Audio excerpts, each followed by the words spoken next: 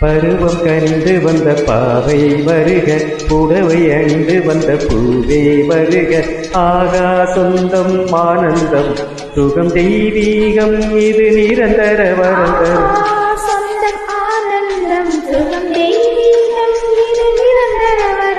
கண்ணோடு கண்ணாக ஒன்றோடு ஒன்றாக கனிந்து வந்த பாவை இவளே, புடவை அணிந்து வந்த பூவை இவளே.